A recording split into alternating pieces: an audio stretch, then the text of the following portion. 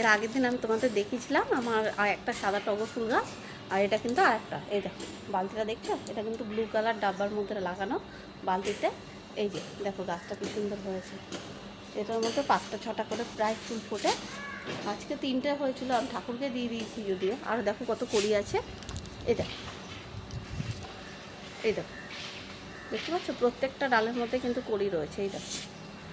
তারপর তোমার হচ্ছে এই দেখো কড়ি ভর্তি গাছগুলোতে।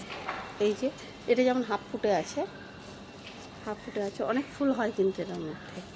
দেখতে পাচ্ছ তোমরা এই গাছটা, এই দেখো, এই যে গাছটার গ্রোথটা কিন্তু বেশ ভালোই হয়েছে, অনেকগুলো কড়ি হয়েছে, প্রায় 3টে 4টে করে ফুল ফুটতেই থাকে প্রায়। আর এটার মধ্যে তোমরা যদি পারো বাড়িতে, জাস্ট একটা টিপস দিচ্ছি, যদি তোমরা গোবর জোগাড় করতে না পারো তোমরা ঘুঁটে কিনেও না, যদি ডাইরেক্ট পারো ডাইরেক্ট মানে কী বলে ভেঙে ভেঙে দিতে পারো, তার উপরে জল দিয়ে দেবে রোজ, ওটা নরম হয়ে যাবে যদিও।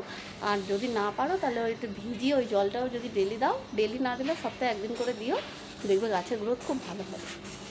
এই দেখো, দেখতে পাচ্ছ কেমন লাগলো একটু কমেন্টস করে জানিও, পারলে একটু সাবস্ক্রাইব করে দিও, লাইক দিও। টাটা, বাই।